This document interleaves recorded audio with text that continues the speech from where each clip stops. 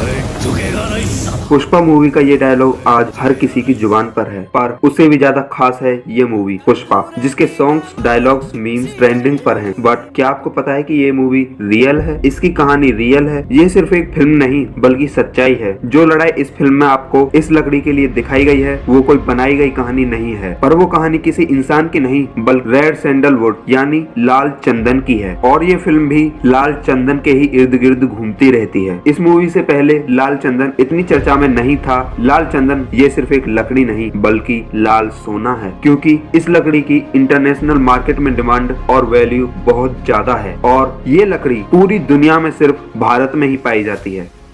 इस लकड़ी की डिमांड इंटरनेशनल मार्केट में इतनी क्यों है? क्या खास है इस लकड़ी में? और चाइना इस लकड़ी के पीछे क्यों पड़ा है? साथ ही इस लकड़ी को चुराने पर इतनी कड़ी सजा क्यों मिलती है? और ये भी जानेंगे कि लाल चंदन सिर्फ भारत में ही क्यों पाया जाता है। तो चलिए स्टार्ट करते हैं इस वीडियो को with the name red sandalwood, the red gold of India.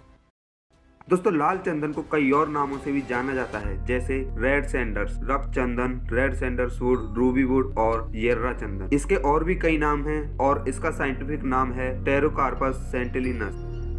लाल चंदन भारत में पाई जाने वाली सबसे महंगी लकड़ियों में से एक है। वैसे भारत में पाई जाने वाली सबसे महंगी लकड़ी है एगरवुड, पर यह लकड़ी भारत के अलावा और भी देशों में पाई जाती है, पर वहीं लाल चंदन सिर्फ भारत में ही पाई जाती है और यही लाल चंदन को खास बनाती है भारत के लिए। लाल चंदन भारत में भी बहुत ज्यादा जगहों पर नहीं पाई जाती है, ये सिर्फ कुछ चुनिंदा जगहों पर ही पाई जाती है। लाल चंदन इंडिया के साउदर्न स्टेट्स के साउथ ईस्ट घाट्स में ही पाई जाती है और लाल चंदन भारत में सिर्फ 4 राज्यों में मुख्यतः पाई जाती है, आंध्र प्रदेश, केरला, कर्नाटका और तमिलनाडु। पर आंध्र प्रदेश में लाल चंदन सबसे ज्यादा पाई जाती है और आंध्र प्रदेश में भी सिर्फ चित्तौर, कडापा, कुर्नूल और नेल्लोर डिस्ट्रिक्ट्स में ही लाल चंदन पाई जाती है। और शेषाचलम हिल्स सबसे ज्यादा प्रसिद्ध है लाल चंदन के लिए, जो चित्तौर और कडापा डिस्ट्रिक्ट के बॉर्डर पर फैली हुई 80 किलोमीटर लंबी पर्वतों की श्रृंखला है। यहाँ लाल चंदन भारी मात्रा में पाया जाता है। लाल चंदन के पेड़ लगभग 8 से 11 मीटर लंबे होते हैं। इनकी पत्तियां थोड़ी सी मोटी होती हैं।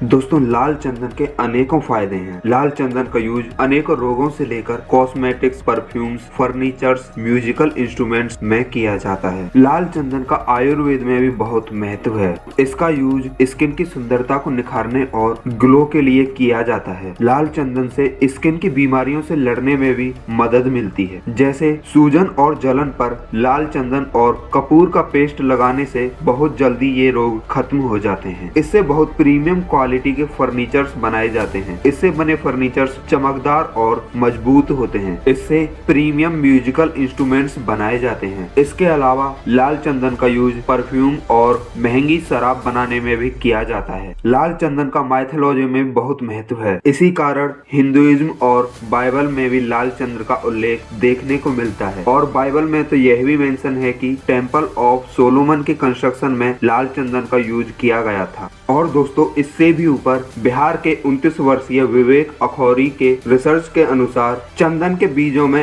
एंटी ब्रेस्ट कैंसर प्रॉपर्टीज को भी खोज निकाला गया है और जिसे यूएस जर्नल में भी पब्लिश किया गया था। और दोस्तों, इसी कारण आयुर्वेद में लाल चंदन की बहुत डिमांड है और इसकी रोग प्रतिरोधक क्षमता के कारण इसके महंगे होने की एक वजह ये भी है। साथ ही दोस्तों, लाल चंदन सिर्फ भारत में ही पाया जाता है, जिससे इसकी इंटरनेशनल मार्केट में डिमांड बहुत ज्यादा होने के कारण 2.5 से 5 करोड़ पर टन है, यानी 25 से 30 हजार रुपए पर किलो। लेकिन दोस्तों, लाल चंदन सिर्फ भारत में ही क्यों पाया जाता है? वैसे दोस्तों, ये भारत में भी हर जगह नहीं पाया जाता। लाल चंदन भारत में जहाँ पाया जाता है उन क्षेत्रों की मौसम और मिट्टी की गुणवत्ता के कारण ही वहाँ लाल चंदन इतनी मात्रा में मौजूद है। वैसे ऐसा नहीं है कि लाल चंदन को कहीं और नहीं उगाया जा सकता, पर भारत की इन चुनिंदा जगहों को छोड़कर लाल चंदन को उगाने पर इसकी गुणवत्ता इतनी अच्छी नहीं होती और कोई गारंटी भी नहीं कि वहाँ लाल चंदन उगे भी या नहीं। क्योंकि दोस्तों, भारत में भी जहाँ पर लाल चंदन पाया जाता है, जैसे शेषाचलम की पहाड़ियाँ, उन जगहों की मिट्टी में यूरेनियम आयरन, ग्रेफाइट और कैल्शियम पर्याप्त मात्रा में मौजूद हैं, जो लाल चंदन की खेती के लिए बहुत अच्छी और उपजाऊ मिट्टी बनाती है। और लाल चंदन को ऐसी जगहों पर नहीं उगाया जा सकता जहां पर पानी इकट्ठा होता हो। इन पेड़ों के लिए शुष्क मौसम होना जरूरी है। दोस्तों, लाल चंदन को उगने में वैसे तो 25 से 30 साल का समय लगता है, पर अगर इसे सही जैविक तरीकों से उगाया जाए फिर भी इसे हार्वेस्टिंग के लिए तैयार होने में 15 से 20 साल का समय लग जाता है। और इसीलिए लाल चंदन के इतने फायदे, इसके तैयार होने के लिए लगने वाले टाइम और इसके सिर्फ भारत में पाए जाने के कारण लाल चंदन का प्राइस 2.5 से 5 करोड़ पर मैट्रिक टन होता है, यानी 25 से 50,000 पर किलो। और इसी कारण लाल चंदन को लाल सोना भी कहते हैं। दोस्तों, भारत के इस लाल सोने की तस्करी यानी स्मगलिंग भारी मात्रा में की जाती है। स्मगलर्स लाल चंदन के लिए अपनी जान भी जोखिम में डाल सकते हैं और इसीलिए इसका एक और नाम है जो है रक्त चंदन, क्योंकि इस लकड़ी के लिए कई बार खून भी बह चुका है। लाल चंदन की स्मगलिंग के लिए स्मगलर्स कुछ भी करने को तैयार हो जाते हैं, जो हमें पुष्पा मूवी में बखूबी दिखाया गया है। लाल चंदन की स्मगलिंग तीनों मार्गों से होती है, हवा, पानी और जमीन। दोस्तों, अगर लाल चंदन की स्मगलिंग पानी के मार्ग से की जाए तो फिर लाल चंदन को पानी में गिरने से बचाना होगा, क्योंकि लाल चंदन पानी में डूब जाता है और ये रेड सैंडलवुड की सबसे बड़ी पहचान में से एक है। लाल चंदन को पहचानने के और भी तरीके हैं, जैसे अल्कोहल से रगड़ने पर इसका रंग और भी गहरा हो जाता है। इसे बीच से काटने पर ये अंदर की तरफ और भी ज्यादा गहरे रंग की होती है बाहर के मुकाबले। और लाल चंदन में सफेद चंदन की तरह कोई भी खुशबू नहीं होती और इन सब प्रॉपर्टीज से लाल चंदन को पहचाना जा सकता है।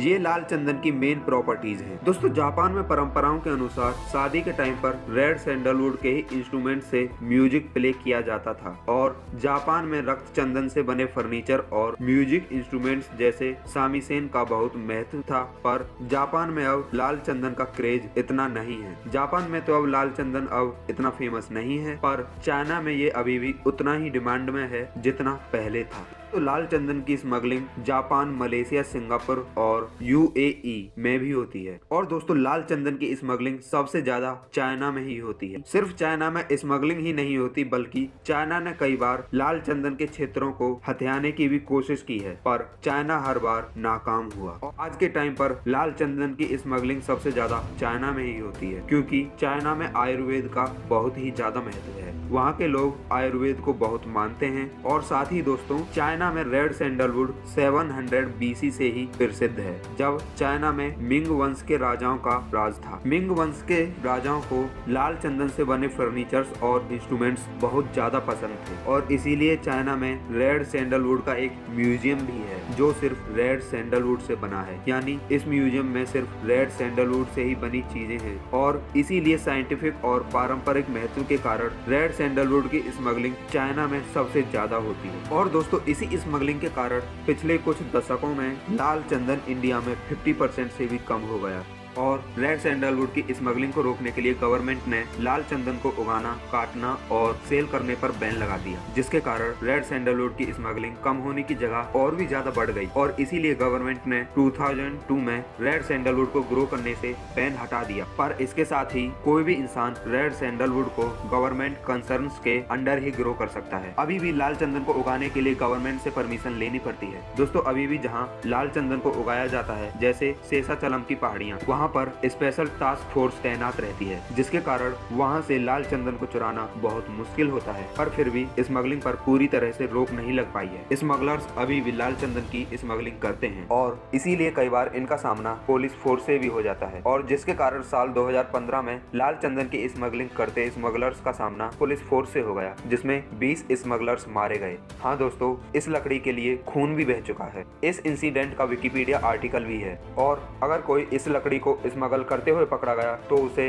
11 साल की सजा का प्रावधान है। साल 2014 में बादशाह मलिक को 48 करोड़ की स्मगलिंग करते हुए पकड़ा गया, जिसमें वो 120 मैट्रिक टन रेड सैंडलवुड की स्मगलिंग कर रहा था। तो देखा दोस्तों, रेड सैंडलवुड को किलो के भाव नहीं, टन के भाव स्मगल किया जाता है। दोस्तों वैसे तो चाइना ने कई बार इंडिया के कई क्षेत्रों पर लड़ाई भी की है इस रेड सैंडलवुड के लिए, और उससे भी कुछ नहीं हुआ तो चाइना ने रेड सैंडलवुड उगाने के लिए इंडिया से ही मदद मांगी और रेड सैंडलवुड के सीड्स लिए और इसे उगाने की कोशिश की, पर लाल चंदन कभी भी चाइना की जमीन पर उगा ही नहीं, क्योंकि दोस्तों चाइना की जमीन में लाल चंदन को उगाने के लिए प्रॉपर मिनरल्स नहीं थे और इसी कारण चाइना में लाल चंदन की तस्करी इतनी ज्यादा होती है। वैसे लाल चंदन की तस्करी सिर्फ चाइना में ही नहीं होती बल्कि जापान, यूएई, सिंगापुर और मलेशिया में भी होती है और इसी कारण यह IUCN यानी international union for conservation of nature ने अपनी रेड लिस्ट में शामिल कर दिया है, यानी रेड सैंडलवुड लुप्त होने की कगार पर है। IUCN एक ऐसी ऑर्गेनाइजेशन है जो एक्सटिंक्ट होने की कगार पर आने वाली नेचर स्पीसीज को बचाने के लिए बनाई गई है और इसीलिए रेड सैंडलवुड की सिक्योरिटी की जिम्मेदारी भी इंडिया को दी गई है, जिसके कारण गवर्नमेंट ने लाल चंदन पर इतने कंसर्न्स लगा रखे हैं। वैसे दोस्तों बहुत से वन विभाग स्पेशलिस्ट का यह भी कहना है कि हमें रेड सैंडलवुड को रेस्ट्रिक्ट नहीं करना चाहिए बल्कि इसे पूरे इंडिया में फैला देना चाहिए, जिससे इसकी तादाद और भी ज्यादा बढ़े। पर दोस्तों इसमें एक प्रॉब्लम भी है, रेड सैंडलवुड को इसके पाई जाने वाली जगहों के अलावा और भी जगह उगाया तो जा सकता है, लेकिन उसकी गुणवत्ता इतनी अच्छी नहीं होगी, जिसके कारण उस लाल चंदन को सेल करने पर इतना ज्यादा प्रॉफिट जनरेट नहीं होगा और इसीलिए कोई भी इंसान, इंडिया के ज्यादातर लोग गवर्नमेंट कंसर्न्स और कहीं और उगाने पर इसकी खराब गुणवत्ता के चलते इसे खुद से भी नहीं उगाते हैं। और दोस्तों जाते जाते मैं आपको एक बात बता दूं, दोस्तों एक इंसान ने पुष्पा मूवी को देखकर उससे इंस्पायर होकर इस रेड सैंडलवुड को चुराने का फैसला किया और वर्थ 2.5 करोड़ की रेड सैंडलवुड को चुराने की नाकाम कोशिश की और पकड़ा गया और इस इंसान का नाम था यासीन इनायतुल्ला। जब उससे पूछा गया कि उसने ये सब क्यों किया तो उसने बताया कि वो पुष्पा मूवी को देखकर इसे चुराने के लिए इंस्पायर हुआ था। बट मुझे पता है कि दोस्तों आप समझदार हैं और आप ऐसा कभी भी नहीं करेंगे। दोस्तों बहुत मेहनत लगती है एक वीडियो को बनाने में और उस मेहनत का फल आप हमें इस वीडियो को लाइक, शेयर और इस चैनल को सब्सक्राइब करके दे सकते हो। So like, share and subscribe to this channel because यहाँ पर आपको नॉलेज और इन्फॉर्मेशन भर के मिलती है। और अगर आपका कोई सुझाव हो तो नीचे कमेंट सेक्शन में उसे लिखना ना भूलें। See you again in the next video, till then good bye.